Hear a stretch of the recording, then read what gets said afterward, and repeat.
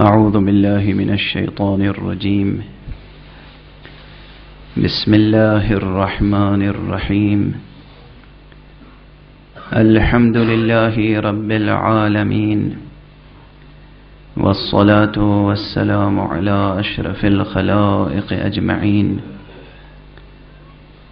سيد الأولين والآخرين، إمام المرسلين وخاتم النبيين، سيدنا وشفيعنا أبي القاسم المصطفى محمد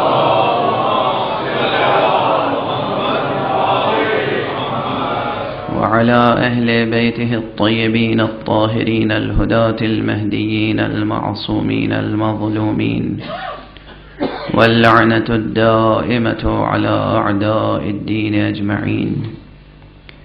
بسم الله الرحمن الرحيم. بقية الله خير لكم إن كنتم مؤمنين. صلوات بر محمد.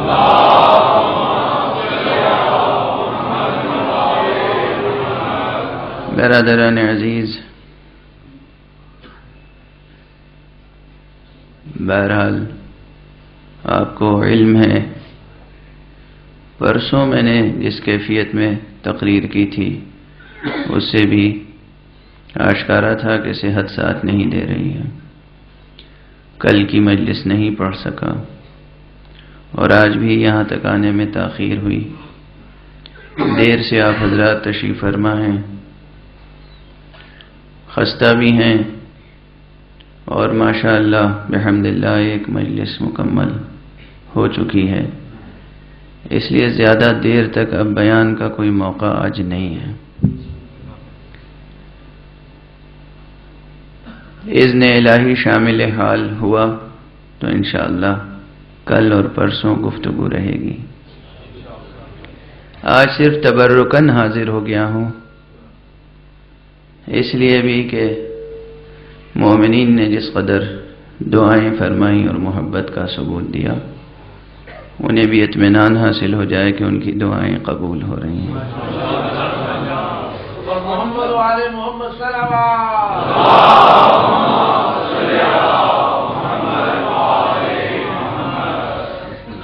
قرآن حکیم کی سورہ مبارکہ ہود کی ایک مختصر سی آیت میں نے آپ کے سامنے تلاوت کی ہے۔ یہی آیت پرسوں بھی تلاوت کی تھی، مگر آیت کے ضمن میں تمام مطالب گزارش نہیں کر سکا تھا، آج بھی گزارش نہیں کر سکوں گا، لیکن تبرکن اتنا ضرور عرض کر دوں کہ یہ آیت کریمہ اس امام کی شان میں ہے جس امام کے زمانے میں ہم زندگی بسر کرتے ہیں۔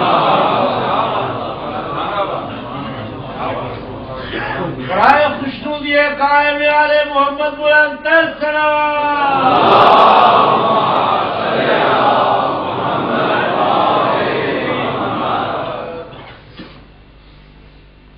مشہور حدیث پیغمبر ہے، ہر مسلمان کو یہ حدیث یاد رہنی چاہیے۔ اس حدیث میں نہ روایت کے اعتبار سے کوئی اشکال ہے، یعنی نہ سند کے اعتبار سے کوئی اشکال ہے، نہ متن کے اعتبار سے۔ جو سلسلہ سند ہے وہ بھی درست ہے، صحیح ہے، معتبر ہے، حسن ہے، بہت سے سلسلوں سے یہ حدیث ہم تک پہنچی ہے۔ متن میں کوئی اشکال نہیں ہے، متن بہت واضح ہے، اور سب سے بڑی بات یہ ہے کہ یہ صرف روایت نہیں ہے بلکہ اس کے ساتھ درایت کی بھی ایک روایت ہے۔ حدیث یہ ہے کہ من مات ولم يعرف امام زمانہ مات میتۃ جاہلیہ، جو بھی مر جائے اس حالت میں کہ وہ اپنے زمانے کے امام کی معرفت نہ رکھتا ہو، وہ جاہلیت کی موت مرتا ہے۔ یہ خیال رہے کہ اس میں جو لفظ ہے وہ ہے جاہلیت کی موت، جہالت کی موت نہیں کہا گیا ہے، دونوں میں فرق ہے۔ جہالت کی موت محض نادانی کی موت ہے، جاہلیت اس دور کو کہتے ہیں جو ظہور اسلام سے پہلے کا دور تھا، یعنی کفر کا دور، بت پرستی کا دور، شرک کا دور۔ جو اپنے زمانے کے امام کی معرفت نہ رکھتا ہو اور اسی حالت میں مر جائے، گویا کہ وہ کفر کی موت مرتا ہے، شرک کی موت مرتا ہے، جاہلیت کی موت مرتا ہے۔ جہالت کی موت مرنا تو شاید کسی لحاظ سے، کسی اعتبار سے کرم الہی کے لیے ایک بہانہ مغفرت ہو جائے۔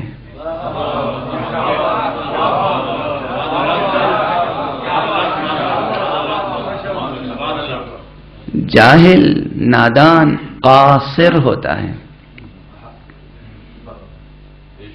جاہل یا نادان قاصر ہوتا ہے۔ فقہ اسلامی میں، ہماری شریعت میں دو الفاظ استعمال ہوتے ہیں، ایک قاصر، ایک مقصر۔ قاصر وہ ہے جو جانتا نہ ہو، مقصر وہ ہے کہ جو جان سکتا ہے پھر بھی جاننے کی کوشش نہیں کرتا۔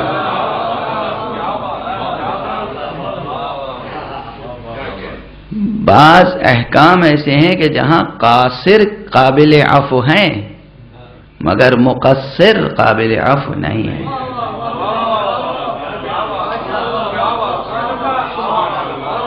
اگر کوئی شخص حکم شرعی دریافت کر سکتا ہے اور دریافت نہیں کرتا، وہ مقصر ہے، قاصر نہیں ہے۔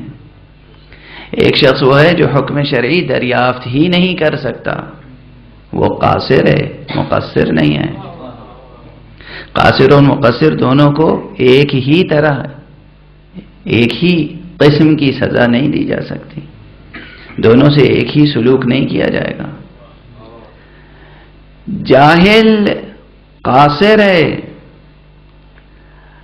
نہج البلاغہ میں امیر المؤمنین علی ابن ابی طالب علیہ الصلاۃ والسلام نے فرمایا ہے کہ اللہ سبحانہ و تعالی نے علماء سے پہلے عہد لیا کہ وہ علم دیں گے، جاہلوں سے بعد میں یہ پیمان باندھا کہ وہ علم لیں گے۔ اسی لیے علماء منتظر نہیں رہتے کہ کوئی جاہل آ کر پوچھے تب بتائیں، علماء پوچھنے کے لیے خود تربیت کرتے ہیں، سلونی سلونی قبل ان تفتنونی، پوچھو مجھ سے، پوچھو قبل اس کے کہ میں تمہارے درمیان نہ رہ جاؤں۔ لیکن ظاہر ہے کہ یہ بات صرف علماء کہہ سکتے ہیں۔ یہاں جو میں لفظ علماء کہہ رہا ہوں اس میں غیر معصوم علماء شامل نہیں ہیں۔ حدیث معصوم ہے، فرمایا نحن العلماء وشیعتنا المتعلمون، عالم تو ہم ہیں، ہمارے شیعہ سب کے سب طالب علم ہیں۔ شرف ہمارا یہ ہے کہ ہم طالب علم کے طور پر زندگی بسر کریں، یہ خیال ہے۔ جہاں تک بھی اس وقت میری آواز جا رہی ہے، بچے، جوان، نوجوان، بزرگ، خواتین، حضرات، ایک جملہ یاد رکھیں، بحیثیت انسان، بحیثیت مسلمان، بحیثیت مؤمن، بحیثیت عاشق خدا و عاشق رسول خدا و عاشق اولیاء اللہ، عاشق امیر المؤمنین، ہمارا شرف صرف اس میں ہے کہ ہم طلبگی کی زندگی گزاریں،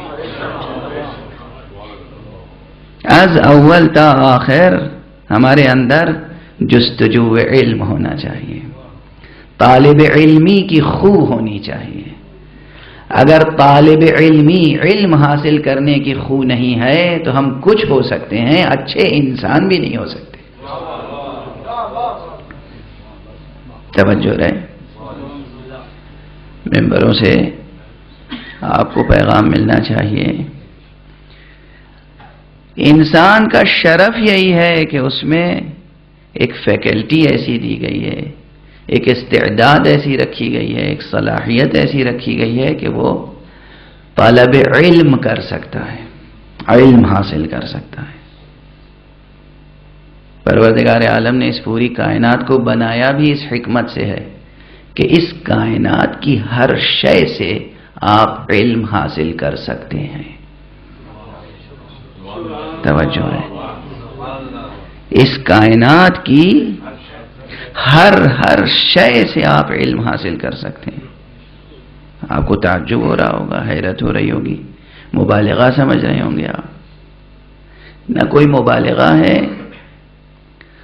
نہ کوئی اس میں خطیبانہ سخن گستری ہے. کائنات کی ہر شے، ہر ذرہ، ہر پرے کاہ، گھاس کی ہر پتی وسیلہ اخذ علم ہے.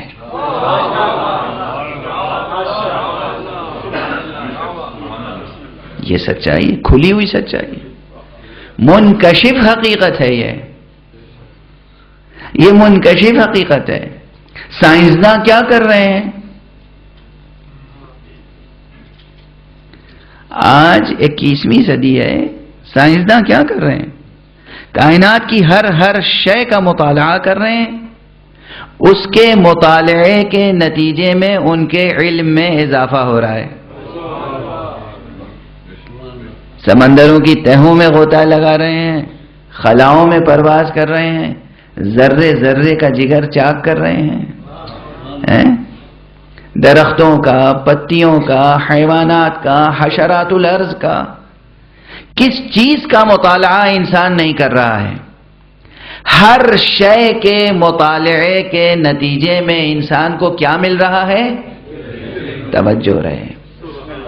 ہر شے کے مطالعے کے نتیجے میں انسان کو علم مل رہا ہے. یعنی جیسے لفظوں کو بدل دوں بچوں کو سمجھانے کے لیے، ایسا لگتا ہے کہ جیسے ہر جگہ کوئی خزانہ چھپا ہوا ہو.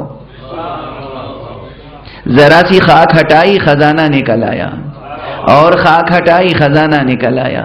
پہاڑوں پر گئے، چٹانیں ہٹائیں، خزانہ نکل آیا.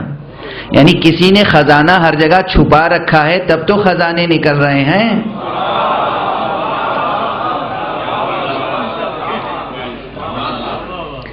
کسی نے خزانے چھپا رکھے ہیں، تب تو خزانے نکل رہے ہیں. انسان کا تجربہ ہے یہ وجداناً. کائنات کے ہر ذرے کا مطالعہ کیا جا رہا ہے، اسٹڈی کی جا رہی ہے، اور نتیجے میں انسان کے علم میں اضافہ ہو رہا ہے. انسان نے کائنات بنائی نہیں ہے، انسان صرف کائنات کی اسٹڈی کر رہا ہے، جس کے نتیجے میں اس کے علم میں اضافہ ہو رہا ہے. اس کائنات کے ذرے کی اسٹڈی کے نتیجے میں جو علم میں اضافہ ہو رہا ہے، تو کیا اتنی سی بات سمجھ میں نہیں آتی کہ وہ خالق کائنات کتنا بڑا صاحب علم ہوگا جس نے اس کائنات کو علم کی بنیاد پر خلق فرمایا ہے.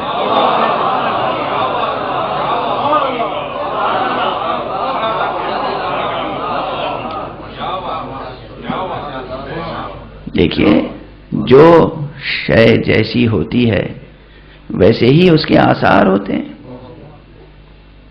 ویسے ہی اس کے آثار ہوتے ہیں. خالق چونکہ عالم ہے، اس لیے اس نے جو کائنات بنائی اس کے ذرے میں علم ہے. توجہ ہے.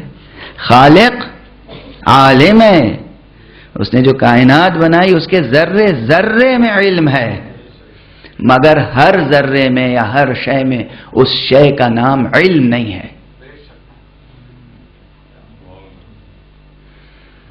جب تک درخت ہے وہ درخت ہے، اسے علم نہیں کہتے. جب تک پہاڑ ہے وہ پہاڑ ہے، اسے علم نہیں کہتے. جب تک سمندر ہے وہ سمندر ہے، اسے علم نہیں کہتے.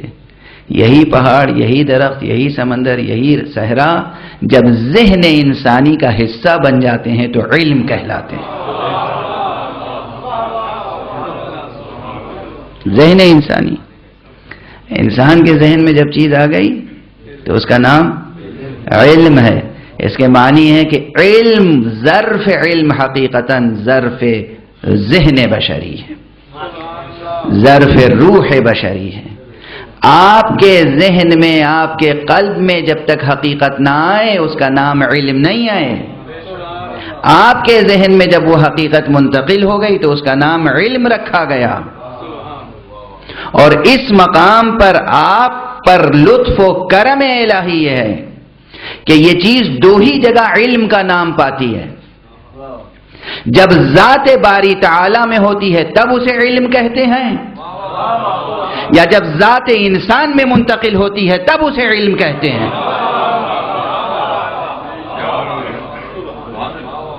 اس کے علاوہ اسے علم نہیں کہتے. توجہ ہے، اس کے کچھ اور نام ہو سکتے ہیں مگر علم نہیں کہتے. تو شرف انسانی منحصر ہوا کس بات میں؟ علم میں. شرف انسانی منحصر ہوا علم میں.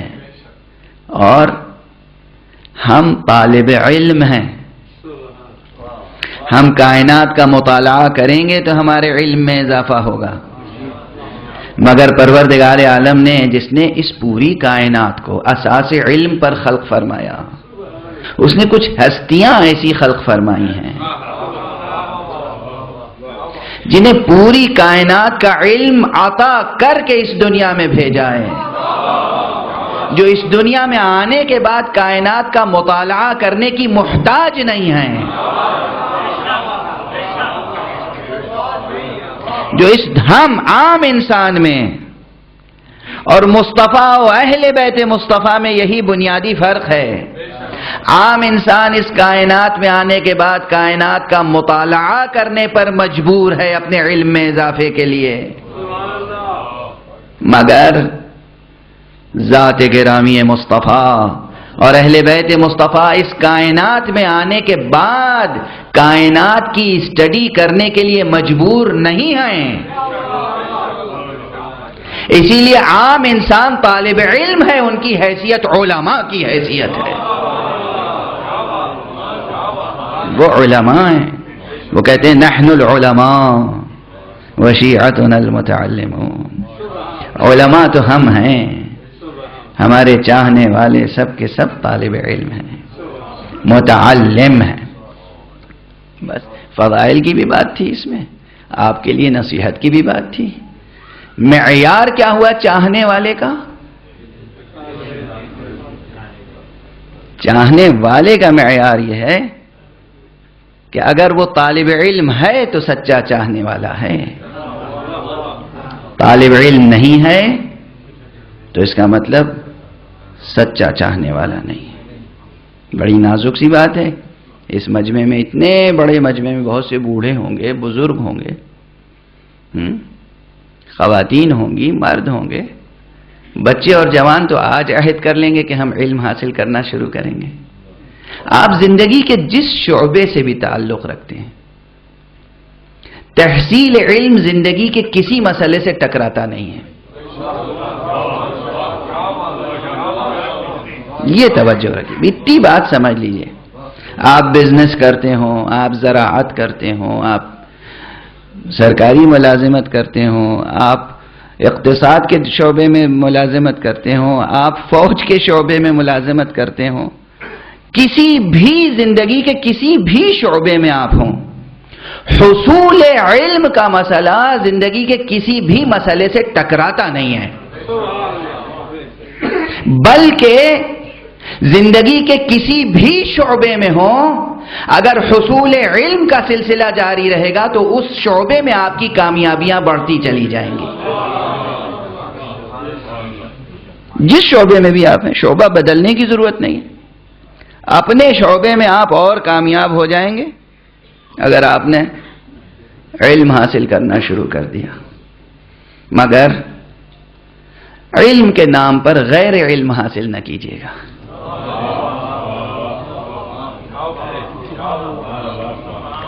یہ دور وہ ہے کہ جو نئے رنگ کا دور ہے. علم کے نام پر غیر علم حاصل نہ کیجیے گا، فلسفے کے نام پر غیر فلسفہ میں مبتلا نہ ہو جائیے گا، حکمت کے نام پر غیر حکمت کا مطالعہ نہ کیجیے گا جو آج ہو رہا ہے. آج کی صنعت سب سے بڑی ہے. یہ میں صرف باخبر کر رہا ہوں. جو باخبر ہیں وہ ہیں، جو باخبر نہیں ہیں ہمارے بھولے بھالے جوان نوجوان اسٹوڈنٹس، انہیں معلوم نہیں ہے کہ دنیا میں کیا مذاق ہو رہا ہے ان کے ساتھ، یا کیا خطرناک کھیل کھیلا جا رہا ہے.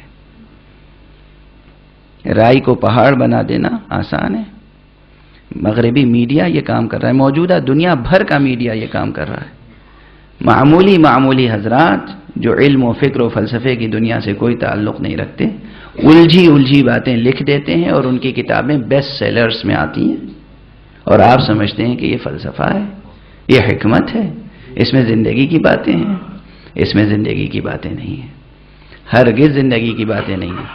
فلسفے کے نام پر، علم کے نام پر غیر علم کے مشتری نہ بنیں.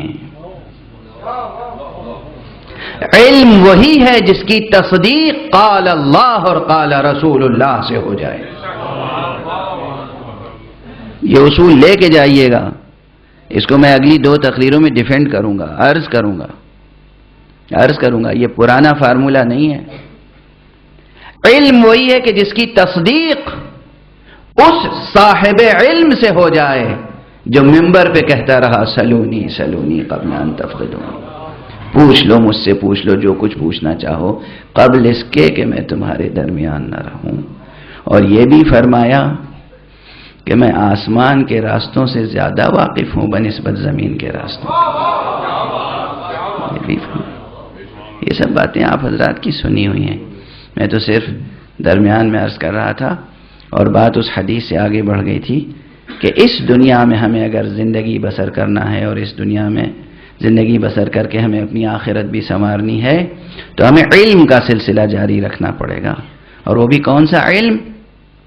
دنیا کا ہر علم آپ حاصل کر لیں، ہر فن آپ حاصل کر لیں، مگر اپنے زمانے کے امام سے بے خبر ہوں تو موت تو وہی رہے گی، جاہلیت کی موت.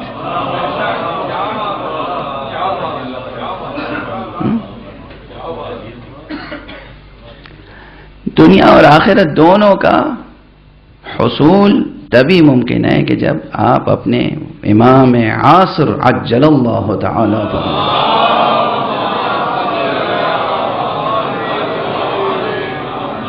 ان کی معرفت ہو. اب ایک مسئلہ ہے، میں سادہ طور پہ عرض کر رہا ہوں، بس تمہید ہے آج، باقی گزارشیں کل کروں گا انشاءاللہ.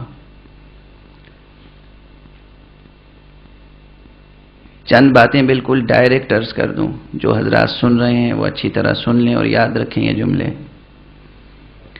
عقیدہ حضرت امام مہدی علیہ السلام،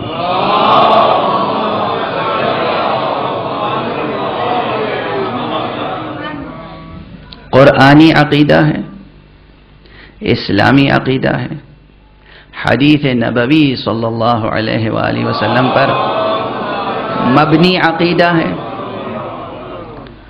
اور ملت اسلامیہ کا تمام مسالک اور تمام مذاہب کا مشترک عقیدہ ہے. اور ملت اسلامیہ کی بڑی قوت ہے اس عقیدے میں. جو لوگ اس عقیدے سے انحراف کر رہے ہیں یا عوام الناس سے یہ بتا رہے ہیں کہ کوئی مہدی آنے والا نہیں ہے، وہ اس ملت کو کمزور کر رہے ہیں، اس سے قوت سلب کر رہے ہیں. عقیدہ حضرت مہدی، اس حقیقت سے واقفیت کہ ہمارا امام موجود ہے، زندہ ہے، موجود ہے، اتنی بڑی قوت ہے کہ اس قوت سے باطل اذہان پریشان ہیں.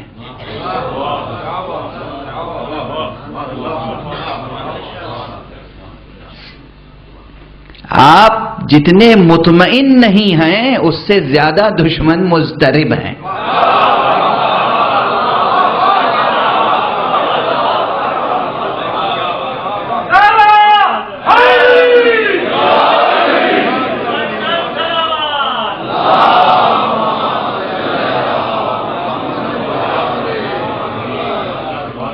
یہ ہے سچائی، اس وقت دنیا کی سچائی ہے. آپ جس قدر مطمئن بھی نہیں ہیں اس سے زیادہ دشمن مضطرب ہیں، چونکہ جس کی جو چیز ہوتی ہے اسے اتنی قدر نہیں ہوتی. عام طور پر یہ ہوتا ہے، اتنی قدر نہیں ہوتی. لیکن جس کے پاس وہ چیز نہیں ہے اور وہ اس چیز کی قدر و قیمت سے واقف ہے، وہ مضطرب رہتا ہے.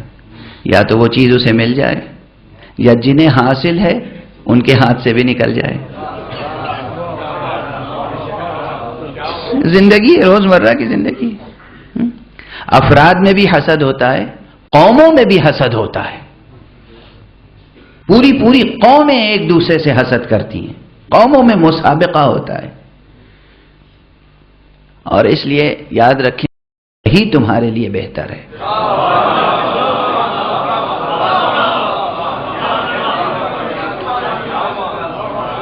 شرط کیا ہے؟ اگر تم صاحب ایمان ہو،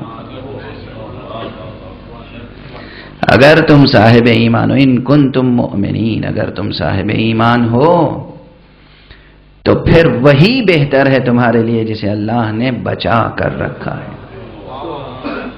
اب دیکھیے یہ تو سادہ سا ترجمہ ہے. ترجمے کا حق میں پرسوں عرض کر چکا ہوں کہ اس فقرے کا ترجمہ ہو نہیں سکتا. بقیت اللہ یہ ایسی ادبی تعبیر ہے کہ اس کا ترجمہ ہو نہیں سکتا. قرآن مجید کے بہت سے مقامات ہیں جن کا ترجمہ نہیں ہو سکتا، اور اسی لیے اللہ نے خود ترجمے نازل فرما دی ہیں.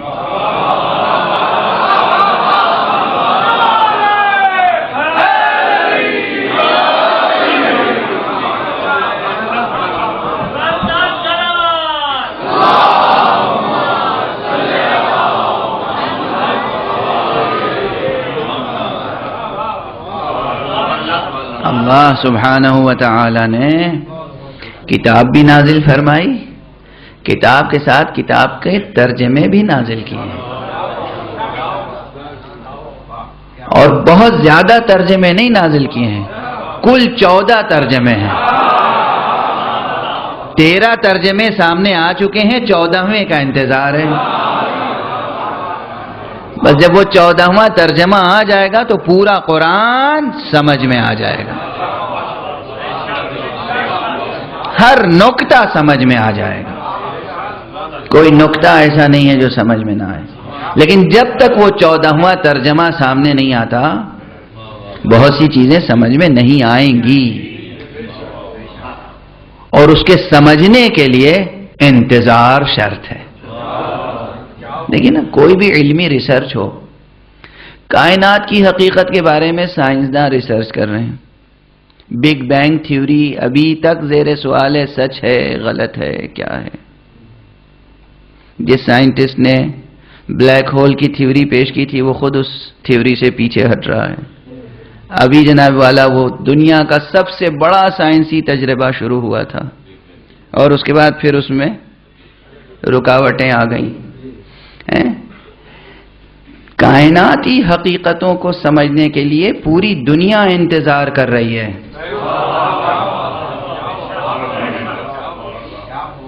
جس طرح پوری دنیا کائناتی حقیقتوں کو دریافت کرنے کے لیے، ڈسکور کرنے کے لیے، کشف کرنے کے لیے انتظار کر رہی ہے، اگر ہم بھی انتظار کر رہے ہیں تو کسی کو برا کیوں لگ رہا ہے؟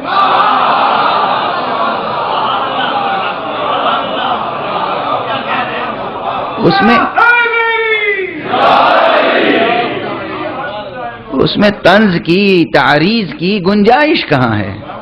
ہم بھی تو انتظار کر رہے ہیں. انتظار ایک علمی عمل ہے، انتظار ایک علمی ریاضت ہے، علمی ریاضت ہے، غیر علمی ریاضت نہیں ہے.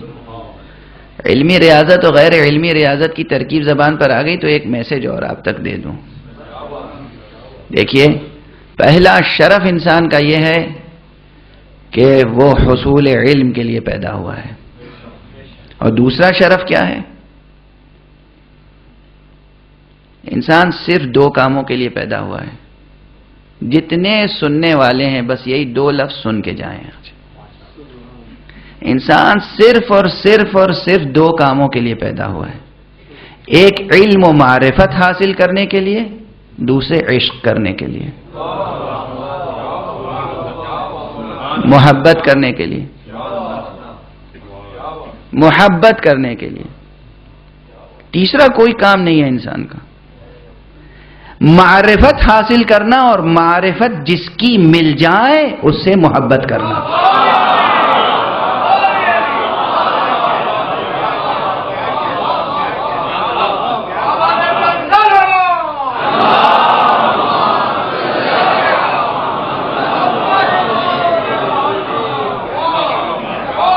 دیکھیے یہ یاد رکھیے، عام طور پر کہا جاتا ہے محبت اندھی ہوتی ہے، غلط کہا جاتا ہے۔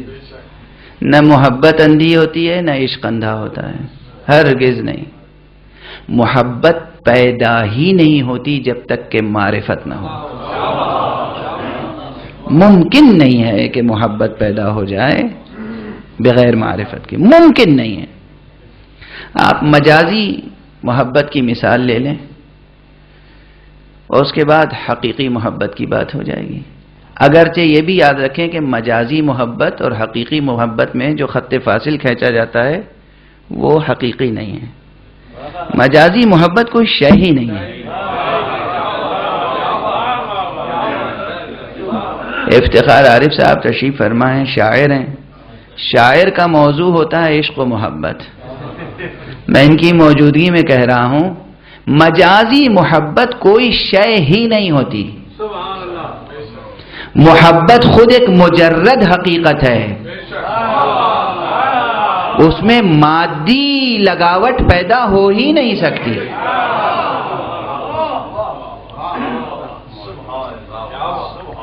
آپ بتائیے، مادی اور مجرد کا بحث آج صبح میں نے کہیں کی ہے۔ مادی کسے کہتے ہیں؟ مادی اسے کہتے ہیں جس میں مادے کی پراپرٹیز پائی جائیں، میٹر کی پراپرٹیز پائی جائیں۔ میٹر میں، مادے میں وزن ہوتا ہے، حجم ہوتا ہے، رنگ ہوتا ہے، والیوم ہوتا ہے، ویٹ ہوتا ہے، یہ سب میٹر کی پراپرٹیز ہیں۔ میٹیریل باڈیز کو تولا جا سکتا ہے، ناپا جا سکتا ہے۔ آپ بتائیے یہ سب پراپرٹیز یا کیریکٹرسٹکس محبت میں پائی جاتی ہیں؟ محبت کا قد کسی نے ناپا ہے آج تک؟ محبت کا حجم کسی نے دیکھا ہے آج تک؟ محبت میں والیوم ہوتا ہے، ویٹ ہوتا ہے، رنگ ہوتا ہے۔ ہر رنگ میں محبت ہوتی ہے مگر محبت کا اپنا کوئی رنگ نہیں ہوتا۔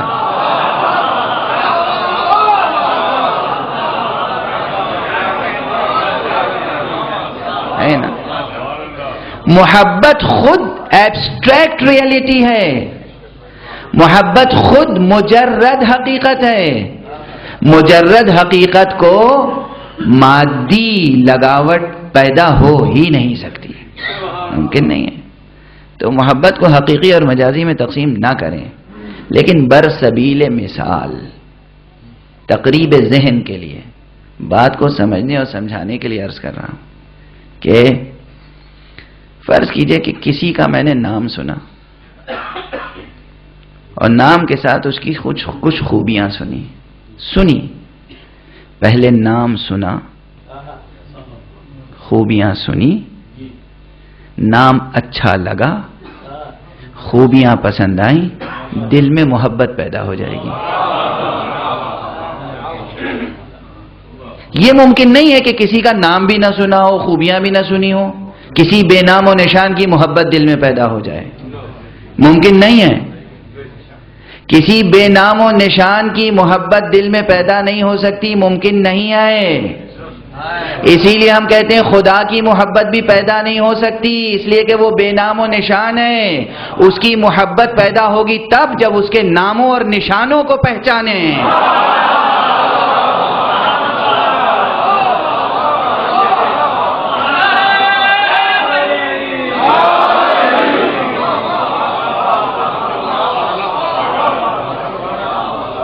عشق خدا تب پیدا ہوگا جب عشق مصطفیٰ پیدا ہو. عشق خدا تب پیدا ہوگا جب عشق مرتضیٰ پیدا ہو. عشق خدا تب پیدا ہوگا جب عشق زہرا پیدا ہو. اس لیے کہ یہی اس کے نام ہیں, یہی اس کے نشان ہیں. صلوات پڑھ دیں محمد و آلہ.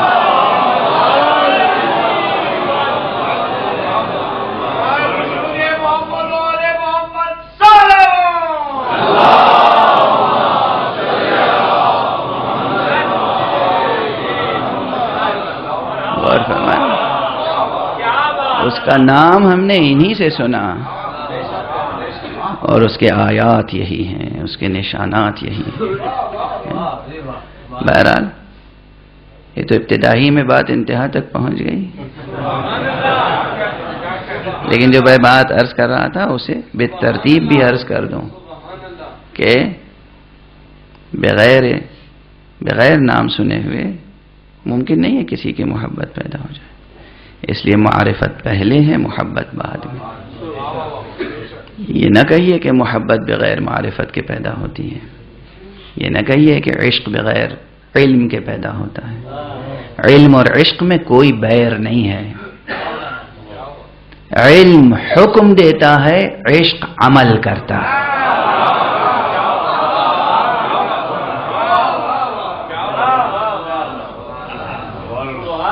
انسان کا دو ہی شرف ہے, علم حاصل کرنا اور علم کے مطابق عمل کرنا.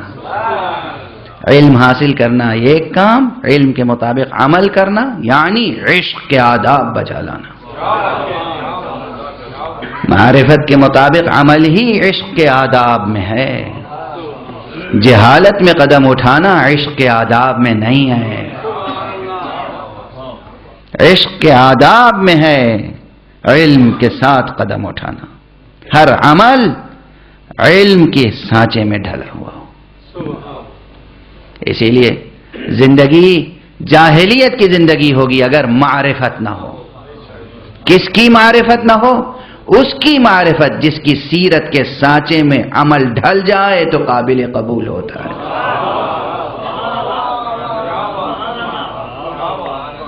ہر دور کا امام اپنے وقت میں واسطہ فیض الہی ہوتا ہے. یعنی اگر امام نہ ہو تو کائنات باقی نہیں رہ سکتی.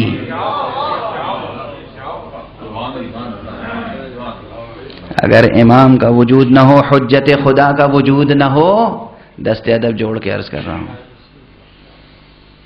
دلوں کو سنبھال کے اور ذہنوں کو سنبھال کے بیٹھیے گا اور جملہ سنیے گا. یہ مسلمات میں سے ہے. اس کے لیے اسلامی علم النفس, اسلامی جہان شناسی یعنی اسلامی کائنات شناسی کا علم, اسلامی فلسفہ, اسلامی حکمت, علم کلام خوب اچھی طرح پڑھنے کی ضرورت ہے. علم عرفان خوب اچھی طرح پڑھنے کی ضرورت ہے, جس سے معلوم ہو کہ کائنات کی اساس کیا ہے.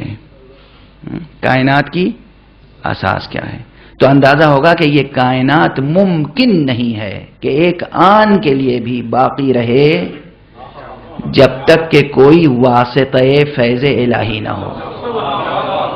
یعنی کوئی ایسی ذات, کوئی ایسا واسطہ, کوئی ایسا وسیلہ, کوئی ایسا سبب, کوئی ایسا ذریعہ نہ ہو جس کے ذریعے سے خداوند عالم حضرت حق سبحانہ و تعالی کا فیض خلقت تک پہنچے. واضح ہے.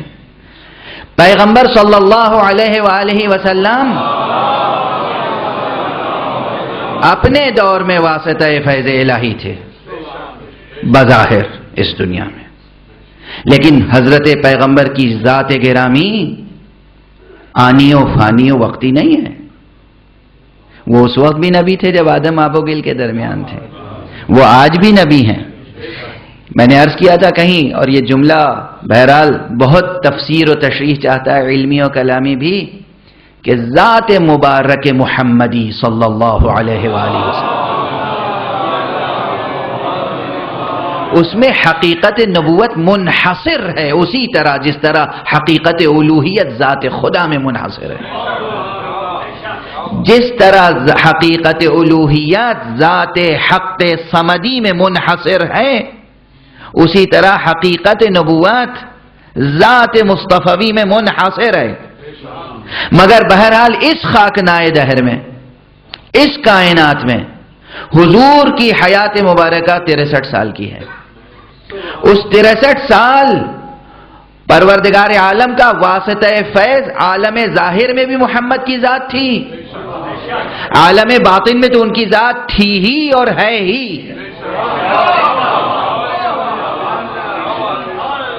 ماضی میں بھی واسطہ فیض الہی ذات محمد تھی، حال میں بھی واسطہ فیض الہی ذات محمد ہے، اور مستقبل میں بھی واسطہ فیض الہی ذات محمد رہے گی. اس لحاظ سے ذات محمدی میں کوئی شرک نہ کرے.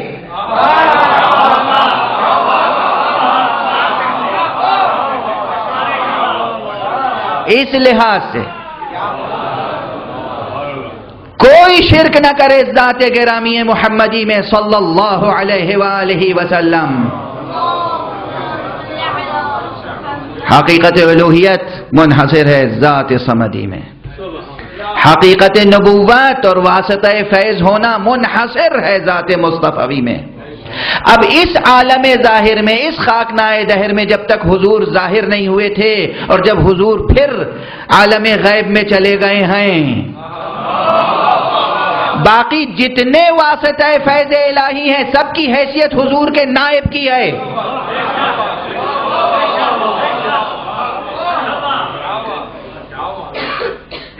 سب کی حیثیت حضور کے نائب کی ہے.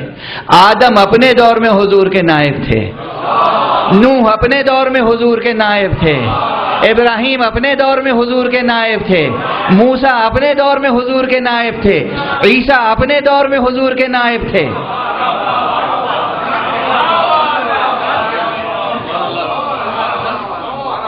توجہ ہے؟ یہ سب نبی تھے، مگر ان کی نبوت کا سرچشمہ کیا تھا؟ حضور کی ذات.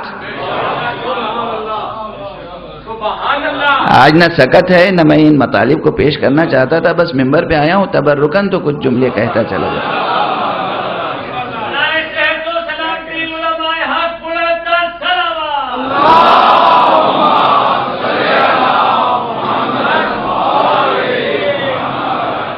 وہ انبیاء کرام اپنے اپنے دور میں نبی تھے، مگر حضور کی ذات کی نسبت سے اگر دیکھا جائے تو سب کی حیثیت وہی تھی جو نائب رسول کی ہوتی ہے. تو حضور کی نیابت کا سلسلہ دو ہے. ایک وہ ہے جو آدم سے حضور تک رہا، ایک وہ ہے حضور سے قیامت تک.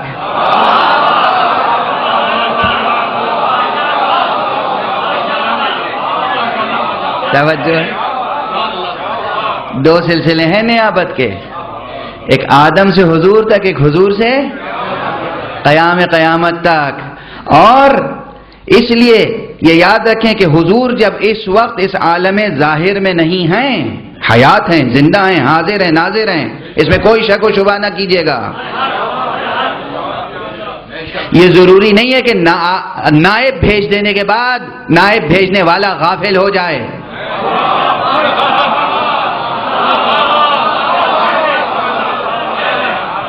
اللہ نے رسول بھیجنے کے بعد کیا غفلت اختیار کر لی خلقت کی طرف سے؟ اللہ نے انبیاء کو بھیجنے کے بعد کیا خلقت کی طرف سے غفلت اختیار کی ہے؟ نعوذ باللہ. اللہ نے غفلت اختیار نہیں فرمائی. نائب بھیج دینے کے یہ معنی نہیں ہے کہ وہ غیر متعلق ہو گئے، لیکن ہاں اتنا ضرور ہوتا ہے کہ جب نائب بھیج دیا تو پھر خلقت کا تعلق اس نائب ہی سے دیکھنا چاہتا ہے. نائب بھیجنے والا یہ دیکھتا ہے کہ خلقت ہماری مطیع ہے یا نہیں، اور اطاعت کی شرط یہ ٹھہرتی ہے کہ ہم نے جسے بھیجا ہے اسے مانو.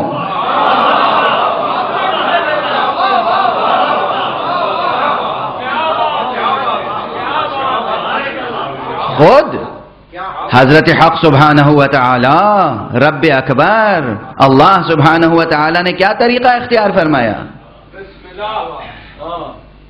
بظاہر شیطان تو اللہ کی عبادت کرتا تھا، اللہ کا سجدہ کرتا تھا، لیکن اللہ نے کیا کہا؟ میری اطاعت کے معنی ہے کہ میں جسے خلیفہ بناؤں، میں جسے کہوں سجدہ کرنے کے لیے اسے سجدہ کرو، تب میرے بندے رہو گے۔ ایک معیار ہے، نائب بنانے والا صرف یہ نہیں دیکھتا کہ آپ اس کی وفا کا دم بھر رہے ہیں، وہ یہ دیکھنا چاہتا ہے کہ میں جسے نصب کر دوں اسے قبول کرو گے تب میرے اطاعت شعار کہلاؤ گے، تب میرے وفادار کہلاؤ گے۔ تو اب یہ معیار ہو گیا، پیغمبر جسے نصب کر دیں اس کی اطاعت کرنا گویا پیغمبر کی اطاعت کرنا ہے، اور پیغمبر جس کے لیے اعلان کر دیں قیامت تک سلسلہ ہے۔ صحیح بخاری کی ایک روایت یاد آ گئی، صحیح بخاری میں بھی ہے اور صحیح ترمذی میں بھی ہے، اور وہ روایت یہ ہے کہ حضور نے فرمایا لا یزال ھذا الدین عزیزا حتی یمضی فیہم 12 امیرا یا 12 رجلا، یعنی یہ دین اس وقت تک سربلند رہے گا جب تک کہ اس میں میرے بعد میرے 12 جانشین رہیں گے۔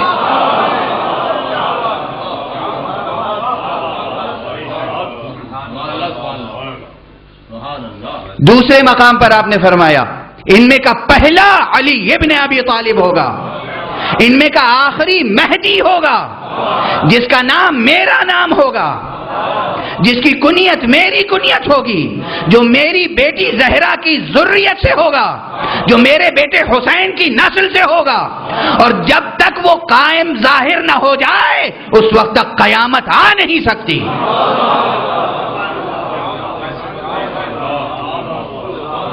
حضور کا ارشاد ہے، حضور وہ نبی صادق و مصدق جس کی کوئی بات آج تک غلط ثابت نہ ہوئی، یہ بات کیسے غلط ثابت ہو سکتی ہے؟ اب میں عرض کر دوں، یہ چونکہ یہ شبہات وہ ہیں، یہ اعتراضات وہ ہیں، یہ شکوک وہ ہیں جو ہر جگہ پھیلے ہوئے ہیں اور اس میں مبتلا کیا جاتا ہے امت کو، اس لیے بس 2 جملوں میں عرض کر رہا ہوں۔ علماء اسلام اختلاف کرتے ہیں، کچھ کہتے ہیں کہ یہ حسن کی نسل سے ہوں گے، کچھ کہتے ہیں حسین کی نسل سے ہوں گے، کچھ کہتے ہیں پیدا ہو چکے ہیں، کچھ کہتے ہیں پیدا ہوں گے۔ بس آج انہی 2 مسئلوں کو عرض کروں گا اور اس کے بعد گفتگو کو ختم کر دوں گا بہت اختصار کے ساتھ۔ جہاں تک یہ مسئلہ ہے کہ وہ امام حسن کی نسل سے ہوں گے یا امام حسین کی نسل سے، حدیثیں سب جمع کیجئے، میں نے حدیثوں کا تتبع کیا ہے، ایک ایک حدیث ان پلکوں پہ سجی ہوئی ہے، ایک ایک حدیث، خدا کی قسم ممبر سے عرض کر رہا ہوں، ایک ایک حدیث، اور ان حدیثوں کا ایک ایک راوی میزان نظر میں تلا ہوا ہے۔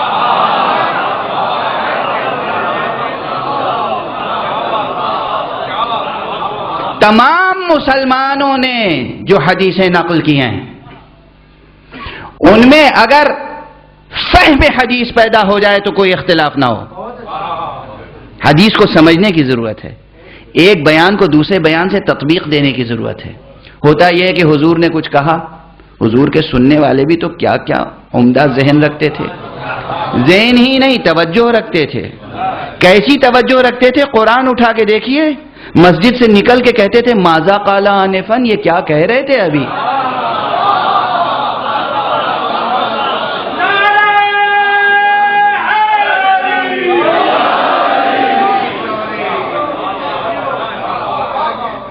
کسی اور نے نہیں، یہ جملہ تاریخ کا نہیں ہے، یہ جملہ حدیث کا نہیں ہے، یہ جملہ قرآن میں ہے۔ کیا باوفا تھے، کیا اہل صفا تھے، کیا جان نثار کرنے والے تھے جو دھیان لگا کے بات بھی نہ سنیں۔ قرآن کہہ رہا ہے کہ اٹھ کے کہتے تھے ماذا قال آنفا، یہ ابھی کہہ کیا رہے تھے؟ اچھا، جب حضور کی بات براہ راست توجہ سے نہیں سنتے تھے، کچھ سنتے تھے کچھ نہیں سنتے تھے، تو جب یہ لوگ دوسروں سے نقل کرتے ہوں گے تو کتنی توجہ سے سنی جاتی ہوگی؟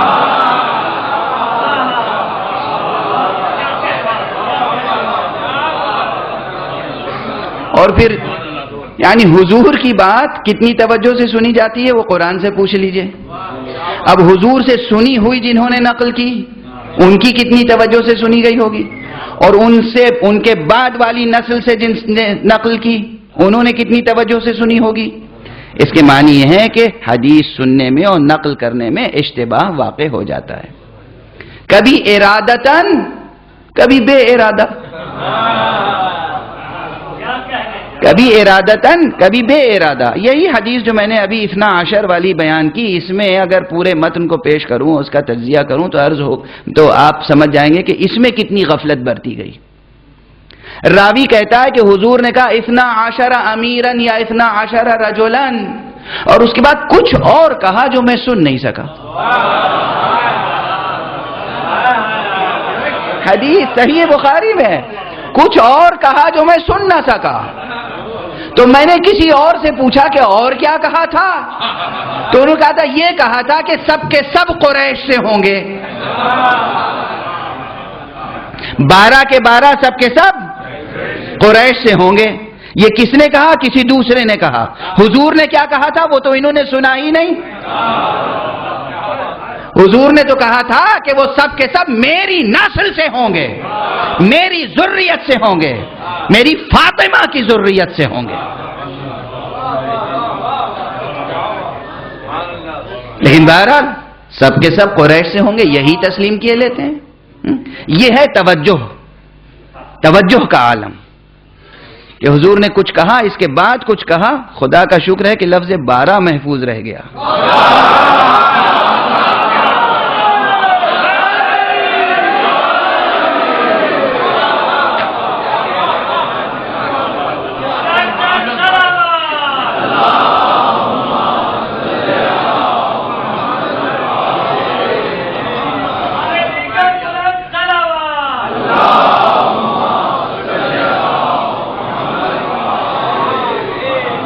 یہ صحیح بخاری میں بھی ہے, صحیح مسلم میں بھی ہے, دونوں کتابوں میں ہے.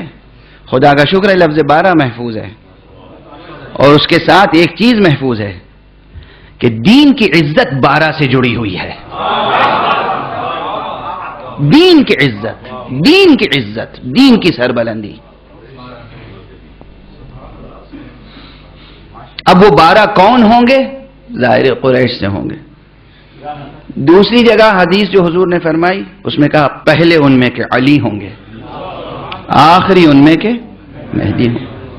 اب حضرت مہدی کے سلسلے میں جتنی روایتیں ہیں ان روایتوں میں کچھ روایتوں میں ہے کہ وہ حضرت حسن کے فرزند ہوں گے, کچھ میں ہے حضرت حسین کے فرزند ہوں گے. دونوں روایتیں علماء اسلام نے نقل فرمائی ہیں.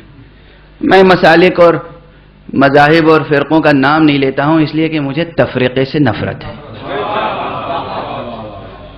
تمام علماء اسلام نے لکھا ہے, اور انہوں نے لکھا ہے کہ کچھ نے حسن علیہ السلام کا نام لکھا ہے, کچھ نے حسین کا. اگر جمع کرنے کی نیت ہو تو دونوں حدیثوں کا جمع کرنا آسان ہے.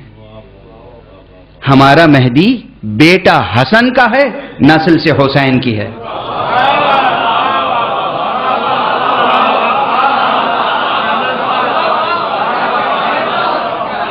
کوئی اختلاف رہ گیا؟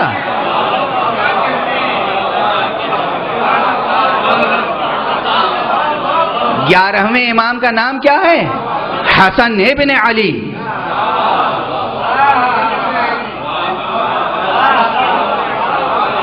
بیٹا حسن کا ہے, نسل سے حسین کی ہے, اور اتنا طے ہے کہ ذریت فاطمہ کی ہے.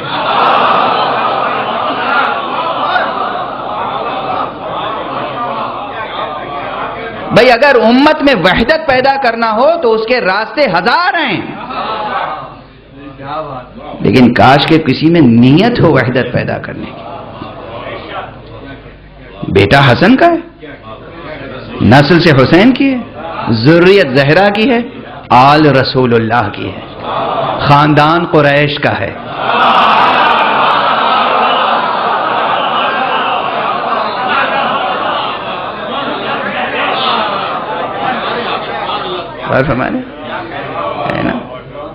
اچھا بس اس گفتگو میں یہی دوسرا مسئلہ بھی عرض کر دوں. دوسرا مسئلہ یہ ہے کہ پیدا ہو چکے ہیں یا پیدا ہوں گے. یہ ایک مسئلہ حل کرنے کے لیے میں ایک سوال پہلے قائم کر دوں. یہ بتائیے کہ جو شخص اتنا تمام مسلمان اس حدیث رسول کو مانتے ہیں کہ حضور نے فرمایا کہ میری ذریت سے ایک امام برحق قیامت سے پہلے آئے گا جو اس دنیا کو جو ظلم و جور سے بھر چکی ہوگی اسی طرح عدل و انصاف سے بھر دے گا، اور جب تک وہ نہیں آئے گا قیامت نہیں آئے گی. اگر قیامت آنے میں ایک دن بھی باقی رہ جائے گا تو خداوند عالم اس دن کو اتنا دراز کرے گا کہ وہ ظہور فرمائے. کیوں ایسا ہوگا؟ تاکہ وعدہ الہی پورا ہو جائے.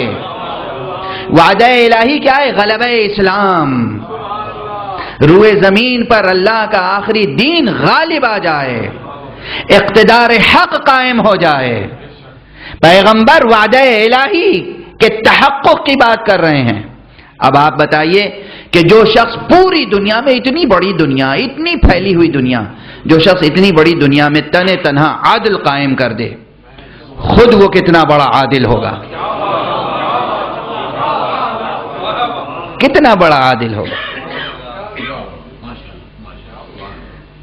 عادل ہوگا یا نہیں؟ یہ تو ممکن نہیں ہے کہ ظالم عادل پیدا کرے.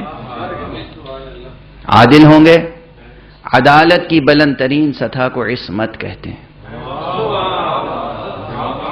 عصمت پیدا ہوتی ہے وحی سے.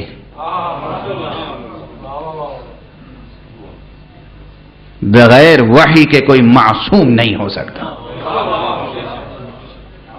میں تیزی سے گزر رہا ہوں تاکہ میری طاقت بھی ساتھ نہ چھوڑے اور گفتگو بھی بس مکمل ہو جائے. وحی کے بغیر کوئی معصوم نہیں ہوتا.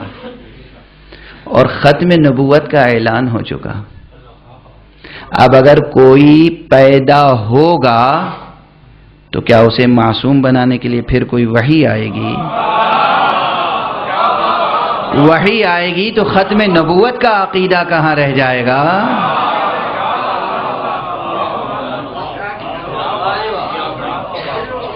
چونکہ اب وحی نہیں آ سکتی، اس لیے ختم نبوت کے عقیدے کا تقاضا یہ ہے کہ اس معصوم کو موجود مانا جائے.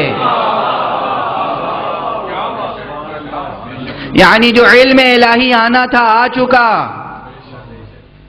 سینہ ختم نبوت سے جسے علم لینا تھا وہ لے چکا، اور سینہ بسینہ دہن بدہن یہ علم منتقل ہوتا رہا. پیغمبر نے کسی کو اپنی زبان چسا چسا کے پالا تھا. 3 معصوموں کو یہ شرف ہے. علی کو زبان چسائی، حسن کو زبان چسائی، حسین کو زبان چسائی. حسین نے سید سجاد کو زبان چسائی، سید سجاد نے محمد باقر کو زبان چسائی. زبان چسانے کا لفظ میں استعمال کر رہا ہوں اس لیے کہ ہمارے ہاں ہر معصوم اپنے علم کا سرچشمہ محمد کو قرار دیتا ہے، کسی اور کو نہیں. کوئی اور ہے ہی نہیں سرچشمہ علم. خدا نے جتنا علم بشر کو دینا تھا وہ محمد کو دیا، اسی لیے محمد شہر علم ہے، کسی اور کو نہیں. اور فرمایا آپ نے تو حضور اکرم سے علم کا سلسلہ چلا. اسی لیے ایک استدلال اور ایک استشہاد. جب بھی مولا کائنات نے اپنے علم کا اظہار کیا ہے تو معلوم ہے کیا کہا ہے؟ جب بھی اپنی زندگی میں 14 مرتبہ سلونی کا دعویٰ کیا ہے علی نے. 1-2 مرتبہ نہیں، 14 مرتبہ، 14 مختلف مواقع پر. جی ان روایتوں کی بھی تفصیل عرض کر سکتا ہوں آپ کے سامنے، تاریخ کے ساتھ، موقع کے ساتھ، محل کے ساتھ، اور ہر روایت کے ساتھ عرض کروں گا کہ جب جب آپ نے دعویٰ کیا کس نے کیا پوچھا، علی نے کیا جواب دیا.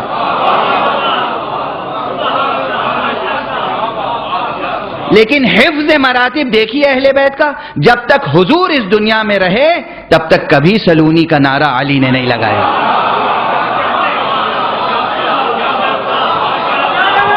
حفظ مراتب.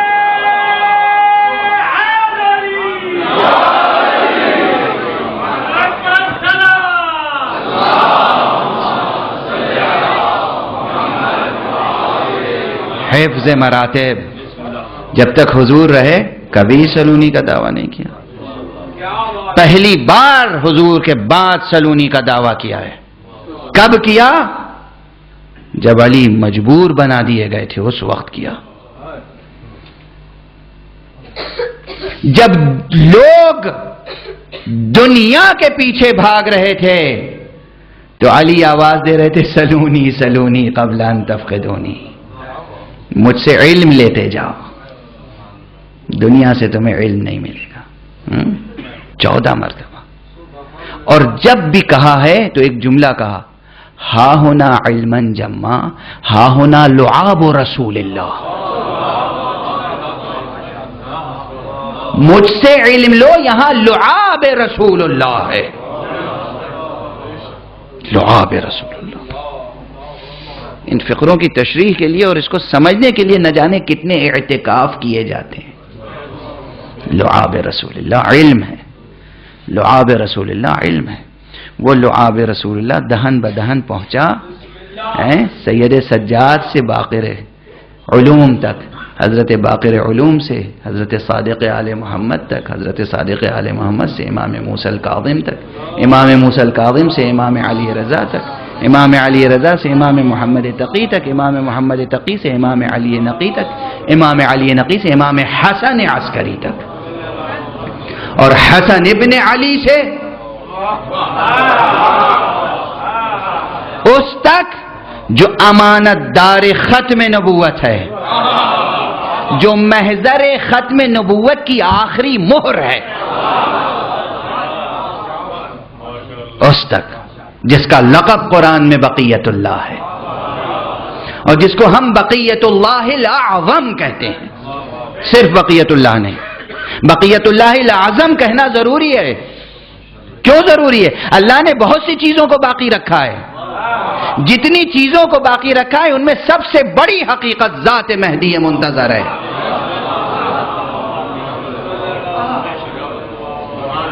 تنہا امام مہدی کے بقا پر ذہن جو ہے تشویش کا شکار ہو جاتا ہے. ہائے مسلمان، ہائے مسلمان. مسلمان امام مہدی کے بارے میں سوالات کرتا ہے، اعتراضات کرتا ہے. کیسے ممکن ہے کہ 1200 برس گزر گئے ابھی زندہ ہوں؟ بڑی رقیق مثال ہے، میں دے رہا ہوں دست ادب جوڑ کے. کبھی شیطان کے بارے میں نہیں سوچا؟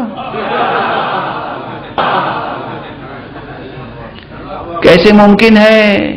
شیطان کی عمر تو اور زیادہ ہے. کہا صاحب شیطان کو اللہ نے جینے کی مہلت دی ہے، تو ہم کب کہتے ہیں کہ مہدی کو کسی غیر اللہ نے زندہ رکھا؟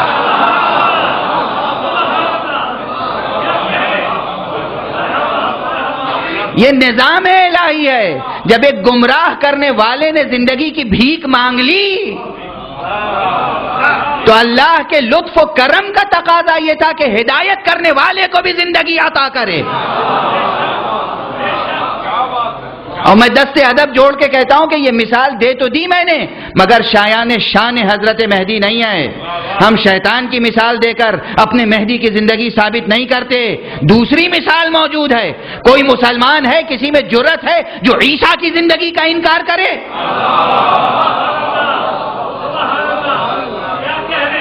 حضرت عیسیٰ مہدی، حضرت عیسیٰ نبی ہیں، زندہ ہیں یا نہیں ہیں؟ زندہ ہے. کس نے زندہ رکھا ہے؟ اللہ نے زندہ رکھا ہے. اللہ نے زندہ رکھا ہے. حضرت عیسیٰ کو جو اللہ زندہ رکھ سکتا ہے، جو مریم کے بیٹے کو زندہ رکھ سکتا ہے، وہ کیا زہرا کے بیٹے کو زندہ نہیں رکھ سکتا؟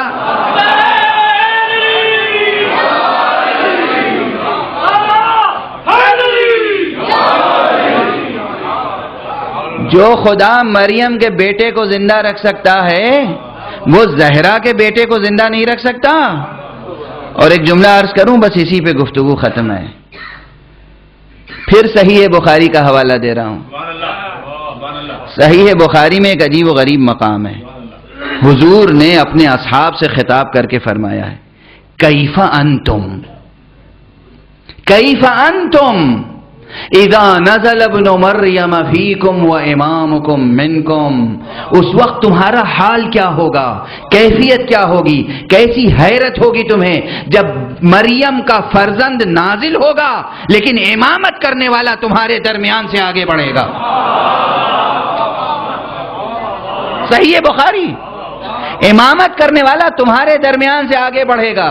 غور فرما رہے ہیں آپ، مریم کا بیٹا نماز پڑھے گا، زہرا کا بیٹا نماز پڑھائے گا۔ اور اب ایک مسلمہ اصول یاد رکھیے، پیچھے نماز پڑھنے والے کو کہتے ہیں معموم، آگے نماز پڑھانے والے کو کہتے ہیں امام۔ جب معموم کی یہ فضیلت ہے کہ اسے طول حیات ملی، تو امام کو تو معموم سے افضل ہونا چاہیے۔ صلوات پڑھ دیں محمد و آل محمد۔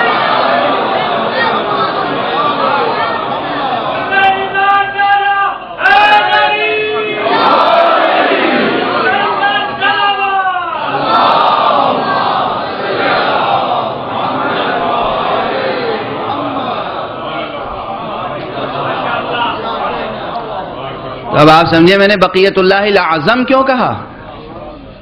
نعوذ باللہ نعوذ باللہ، پھر فہرست وہیں سے شروع کروں۔ جیسی ذہنیت سننے والوں کی، مطلب سننے والوں میں آپ شمار نہیں ہیں، آپ شمار نہیں ہیں۔ دنیا اللہ نے جسے باقی رکھا ہے اس میں سے ایک شیطان بھی ہے، اللہ نے جسے باقی رکھا ہے اس میں سے ایک خضر بھی ہے، اللہ نے جسے باقی رکھا ہے اس میں سے الیاس بھی ہے، اللہ نے جسے باقی رکھا ہے اس میں عیسیٰ علیہ السلام بھی ہیں، اللہ نے جسے باقی رکھا ہے اس میں مہدی علیہ السلام بھی ہیں۔ اسی لیے مہدی بقیت اللہ الاعظم ہے، سب سے عظیم وہ ہستی جسے اللہ نے باقی رکھا ہے وہ مہدی ہیں۔ اور اس لیے خود حضرت مہدی سراپا مظہر ہیں اسم گرامی باقی کا۔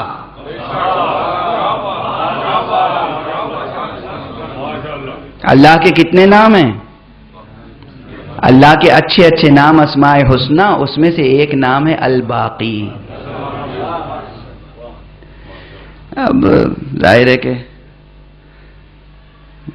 بیان کا حق ادا نہیں ہو پائے گا، مگر میں یہ عرض کر دوں کہ لفظ الباقی کا اطلاق خدا پر مجازن ہوتا ہے، ان پر حقیقتاً ہوتا ہے۔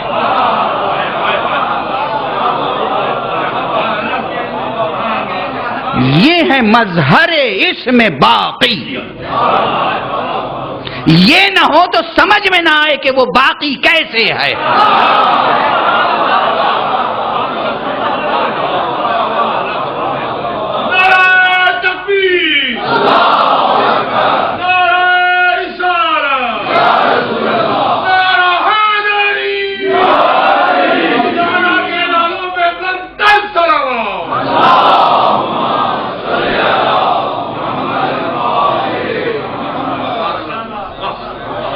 یہ اسم الہی ہیں، یہ خود اسم الہی ہیں، یہ خود اسم الہی ہیں، اور اسم الہی الباقی کا سراپا مظہر ہے۔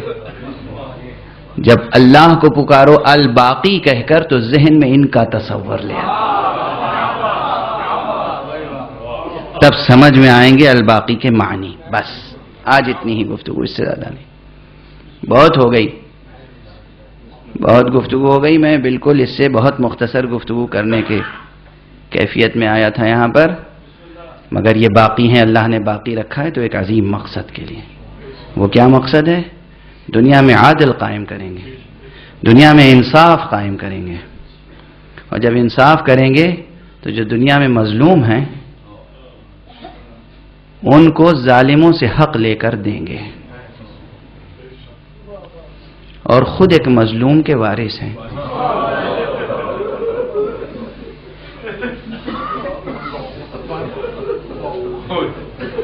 بس اب میں یہاں پر گنگ ہو جاتا ہوں، میری زبان کچھ بیان ہی نہیں کر پاتی، میری سمجھ میں نہیں آتا کہ کس کس سے کس کس طرح سے حق لیں گے.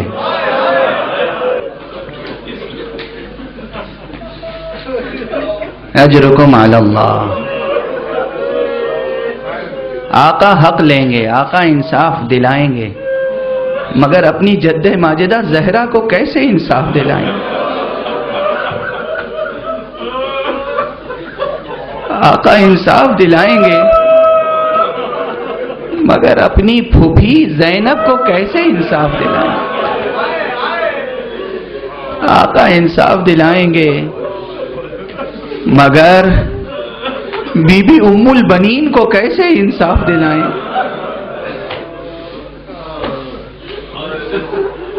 تفصیلات ہیں، رجعت کی روایتیں ہیں، میں وہ نہیں پڑھ سکتا. مقام مسائل ممکن نہیں ہے کہ جو ظلم آل محمد پر ہوا ہے کبھی اس کا قصاص پورا ہو سکے، کبھی اس ظلم کا وہ خون جو بہا ہے اس کی کبھی دیت مکمل ہو سکے. ممکن نہیں ہے، ممکن نہیں ہے. قتل کا بدلہ شریعت میں قتل ہے، مگر لاشوں کے پامال کیے جانے کا بدلہ کیا ہے؟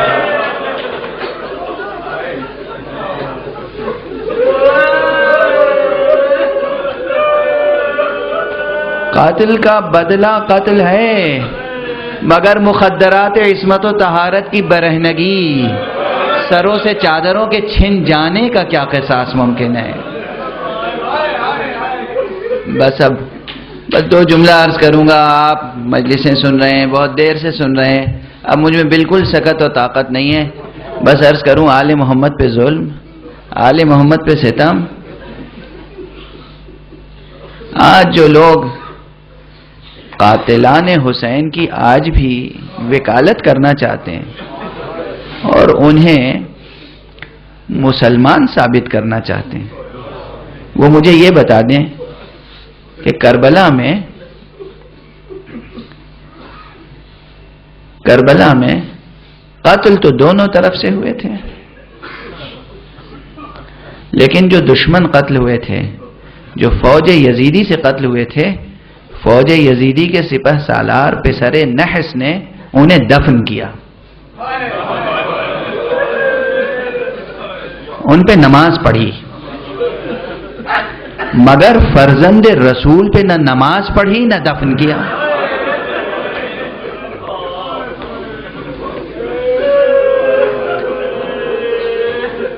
میں ایک جملہ عرض کر رہا ہوں، چونکہ پڑھتا رہتا ہوں، سنتا رہتا ہوں. کہتے ہیں یہ جو آج بھی حامیان یزید ہیں، یہ کہتے ہیں کہ وہ فرزند رسول تھے، سبط رسول تھے، سب بجا، مگر وہ حاکم وقت کے سیاسی حریف بن کر آ گئے تھے. سیاسی حریف ہی تھے نا، دین سے خارج تو نہیں ہو گئے تھے. آپ کے نقطہ نظر سے سیاسی حریف ہی تو تھے، آپ کے نقطہ نظر سے سیاسی حریف ہی تو تھے. سیاسی حریف کو آپ نے قتل کر دیا میدان میں، مگر کیا وہ سیاسی حریف نماز جنازہ کا بھی مستحق نہ تھا؟ کیا وہ نماز جنازہ کا بھی مستحق نہ تھا؟ کون تھا سیاسی حریف آپ کا؟ فرزند رسول، سبط رسول حسین ابن علی، جس نے قتل ہونے سے کچھ دیر پہلے اقرار کرا لیا تھا، کیا میرے علاوہ روئے زمین پر کوئی اور تمہارے رسول کا نواسہ زندہ ہے؟ کیا میرے علاوہ کوئی اور سبط رسول ہے؟ سب نے کہا نہیں. کہا پھر یہ بتاؤ، کیا میں نے تمہارے دین میں کوئی تبدیلی کر دی ہے؟ نہیں. میں نے کسی حلال کو حرام، حرام کو حلال کر دیا ہے؟ نہیں. حسین یہ اقرار کس لیے لے رہے تھے؟ تاکہ قیامت تک کے لیے حجت ہو جائے، حجت ہو جائے. غور طلب ہے مسئلہ. آج 21ویں صدی میں بھی حامیان یزید قاتلان حسین کو مسلمان ثابت کرتے ہیں، جبکہ انہوں نے فرزند رسول پہ نماز جنازہ نہ پڑھی. اور اس کے بعد جو اہل بیت رسول کے ساتھ سلوک ہوا ہے، زینب کو اسیر کیا گیا، ام کلثوم کو اسیر کیا گیا، حسین کی 4 سال کی بچی، اس کے چہرے پر تماچے لگائے گئے، بیٹی باپ کے لاشے سے لپٹ کر بین کر رہی ہے اور اس کو نیزے چبھو چبھو کر چھڑایا جا رہا ہے. یہ تاریخ ہے، میں مقتل نہیں پڑھ رہا ہوں، یہ تاریخ ہے، یہ تاریخ ہے. اور بس آخری جملہ، کبھی میں یہ پڑھنے کے لیے دل سے آمادہ نہیں ہوتا ہوں، مگر مسلمانوں کے ذہنوں کو جھنجھوڑنے کے لیے بار بار پڑھتا ہوں. تاریخوں میں پڑھیں، یہ کسی مرثیہ نگار کا ذہن کی تخلیق نہیں ہے، کسی شاعر کے ذہن کی تخلیق نہیں ہے.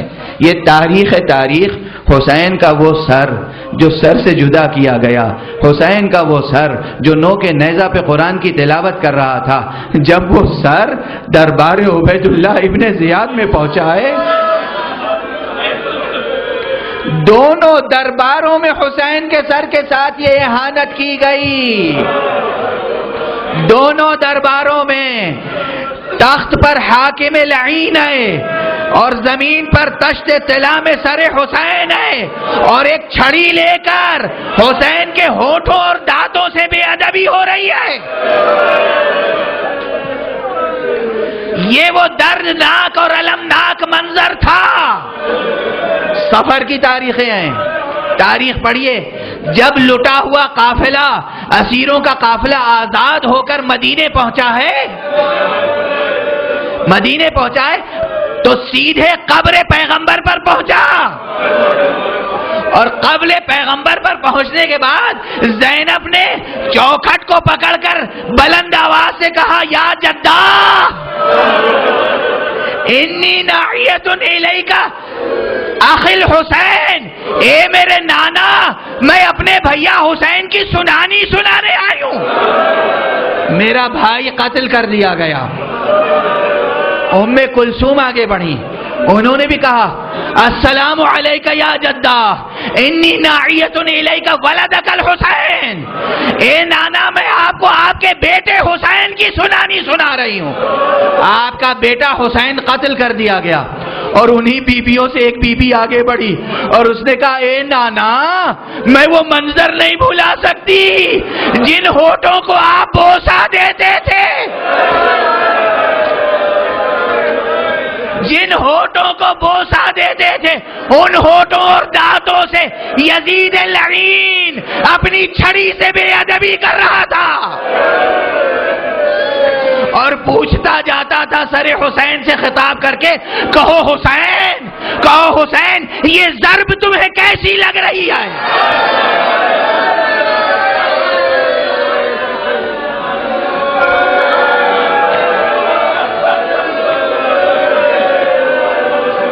انا للہ و انا الیہ راجعون، رضا بقضائہ و تسلیما لامرہ. پروردگار